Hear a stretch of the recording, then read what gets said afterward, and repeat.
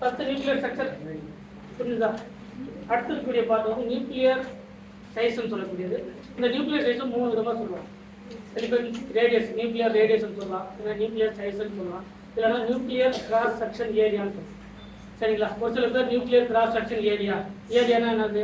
அது ஏவை ரெப்ரசன்ட் பண்ணக்கூடிய, அதாவது மாஸ். இந்த 3 ஒன்று தான். சரிங்களா? அதனால வேற வேற இல்லை.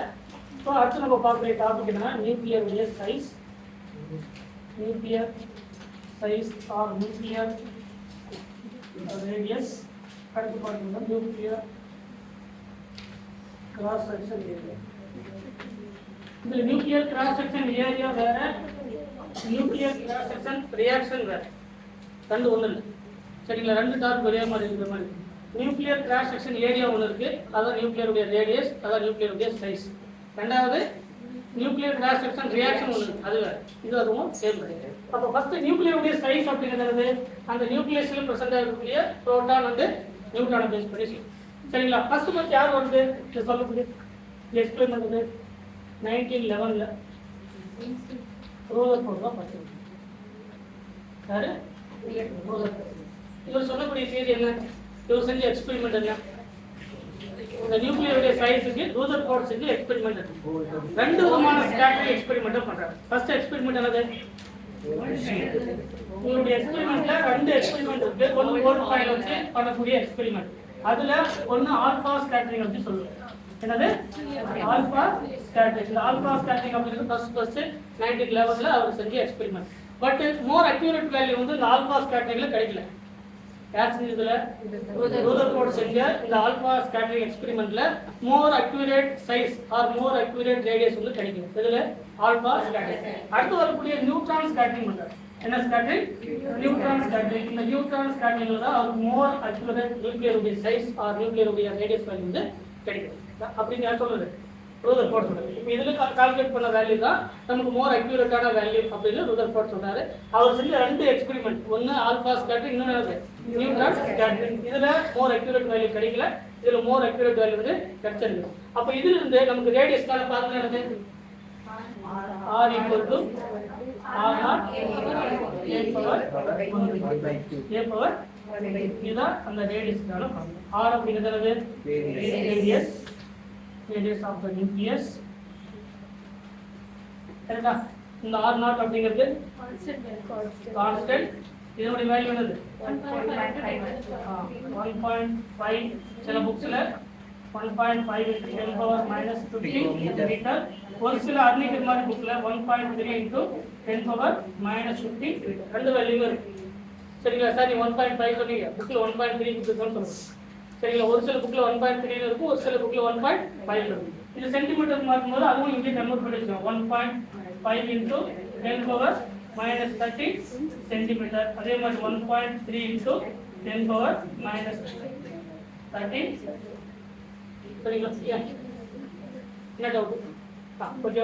இப்போ இந்த R0 உடைய A அப்படிங்கிறது mass of the nucleus. A அப்படிங்கிறது மாஸ் ஆஃப் த நியூக்ளியஸ். இதுதான் ஒரு நியூக்ளியருடைய ரேடியஸ் ஆர் நியூக்ளியருடைய சைஸுக்கு அவர் எக்ஸ்பிளைன். ஃபர்ஸ்ட் என்னன்னா ரூதர்ஃபோர்ட் எக்ஸ்பெரிமெண்ட். ரெண்டு விதமான எக்ஸ்பெரிமெண்ட் இருக்கு. ஒன்று ஆல்பா ஸ்கேட்டரிங், இன்னொன்று நியூட்ரான் ஸ்கேட்டரிங். இந்த ரெண்டு எக்ஸ்பெரிமெண்ட்ல மோர் அக்யூரேட் வேல்யூ வந்து எதுக்கு கிடைக்குது அப்படின்னு பார்த்தீங்கன்னா நமக்கு நியூட்ரான் ஸ்கேட்டரிங் தான் நமக்கு more accurate value of radius. இந்த வேல்யூ ஆஃப் ரேடியஸ் கிடைக்கிறதுனால இந்த ரெண்டு எக்ஸ்பெரிமெண்ட்டை பேஸ் பண்ணி அதனுடைய ரேடியஸ். இப்போ நம்ம மாஸ் தெரியும். புரோட்டானுடைய மாஸ் என்னது? நியூட்ரானுடைய மாஸ் என்ன? எலக்ட்ரானுடைய மாஸ். இதெல்லாத்தையும் அப்ளை பண்ணதுக்கு அப்புறம் கிடைக்கக்கூடிய வேல்யூ தான் நமக்கு. புரோட்டானுடைய மாஸ் என்ன? 1.00777. சரி, எக்ஸாக்டா இல்லை, நான் குறை வேல்யூ இருக்கிறேன், அது வந்து புக்ல செக் பண்ணுங்க. அதே மாதிரி நியூட்ரானுக்கு 1.00867 ஆர் 66. சரியா? இந்த வேலையில ஒரு இதை மட்டும் தான் நீங்க பார்க்கணும். பின்னாடி ஒரு 1 2 3 கவுண்ட் பண்ணி தப்புன்னு சொல்றாரு. அடுத்தது எலக்ட்ரானுக்கு 0.000567564 கரெக்டா? அதனால தான் mass of the neutron greater than mass of the proton அடுத்தது மாஸ் ஆஃப் த எலக்ட்ரான். இதுதான் அதனுடைய மாஸ் இருக்குது. கரெக்டா? புரோட்டானுடைய மாஸ் இது, நியூட்ரானுடைய மாஸ் இது, எலக்ட்ரான். இப்போ இதுல இன்னொரு கேசஸ் இருக்கு. இப்போ number of proton and number of neutron வந்து ஒரு நியூக்ளியஸ்ல சேமா இருக்காது.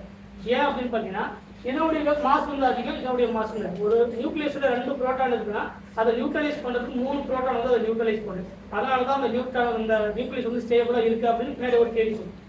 ஒரு நியூக்ளியஸ்ல 2 புரோட்டான் இருக்குன்னா அதுக்கு ஈக்குவல் எத்தனை நியூட்ரான் இருக்குமா? 3 நியூட்ரான் இருக்கும் அப்படின்னு சொல்றாங்க. ஏன்னா அது வந்து அந்த மீசான் கூட பண்ணக்கூடிய இன்டராக்ஷனை பொறுத்து. அப்போ mass of the proton, mass of the neutron and mass of the electron, இது அதோடைய மாஸ். சரிங்களா? இந்த மாஸ் ரிலேட்டட் நம்ம படிக்க வேண்டியதில்லை, பட் தெரிஞ்சுக்கலாம் போதும். சரிங்களா? இதுல 3 ஜீரோ இருக்கு. சரிங்களா? இதுல 2 ஜீரோ தான் இருக்கு, பட் 1.5 வேல்யூ இதனுடைய வேல்யூ அப்ராக்சிமேட்லி 0. அப்ராக்சிமேட்லி என்னது 0. இப்போ லாஸ்ட் நம்ம கேட்டது calculate the radius of aluminum, mass number 27, atomic number 13 இப்போ இதுக்கு கால்குலேட் பண்ண சொல்லியிருக்காங்க. ரேடியஸ் என்னது? இப்போ முதல்ல ஃபார்முலா என்னது? R equal to R0 A power 1/3. Radius தான் கண்டுபிடிக்க சொல்றாங்க. 1.5 into 10 power minus 50 meter into 27 1/3. இது 3 power 3 எழுதலாமா? 3 into 3 9, 9 into 3 27, 3 cube எழுதலாம். So R equal to 1.5 into 10 power minus 15 meter. இது 3 cube 1/3 எழுதலாம். இந்த 3 க்கு 3 கேன்சல் பண்ணிட்டோம்னா 3 into 1.5 4.5 into 10 power minus 15 meter, or R equal to 4.5 into 10 power minus 30 centimeter, or R equal to 4.5 into 4.5 meter அப்படின்னு சொல்லலாம். R equal to 4.5 femtometer, ரெண்டு வேலை வந்துடும். பெர்மிமீட்டர் சொல்றது femtometer அப்படின்னாலே ஒன்று. ஃபெம்டோமீட்டர் ஆர் பெர்மி மீட்டர், இதுதான் இதுக்கான இந்த 4 வேல்யூ எதுக்கு தான் கரெக்டலாம். சரிங்களா? எதுக்கு? அலுமினியத்துடைய ரேடியஸ் ஆல்ரெடி கேட்ட ஒரு ப்ராப்ளம்.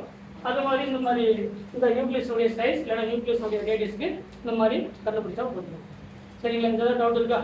நியூக்ளியருடைய ரேடியஸ் அப்படின்னா ஒரே பாயிண்ட் தான். இந்த ஃபார்முலா தெரியும், டைரக்டா கேட்கக்கூடிய formula R equal to R0 A power 1/3. இந்த எக்ஸ்பெரிமெண்ட் யார் செஞ்சாங்க? ஒரு நியூக்ளியஸ் தியரியில இருக்கும். நியூக்ளியஸ் அப்படிங்கிறது ஒரு சின்ன ஏரியா, அந்த ஏரியாக்குள்ள நியூட்ரானும் புரோட்டானும் இருக்கு.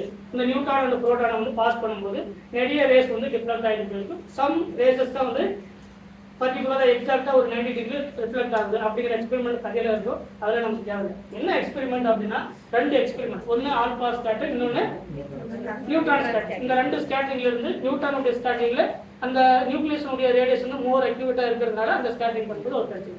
அப்போ அதுல இருந்து அதுக்கான formula R equal to R0 A power 1/3. இதில் R0 என்ன, R0 என்ன, A என்னன்னு தெரியும். இதில் A அப்படிங்கிறது மாஸ், அதான் அட்டாமிக் மாஸ், அதனுடைய மாஸ் நம்பர். இப்போ இதில் புரோட்டானுடைய மாஸ் என்ன, நியூட்ரானுடைய மாஸ் என்ன, எலக்ட்ரானுடைய மாஸ் என்ன.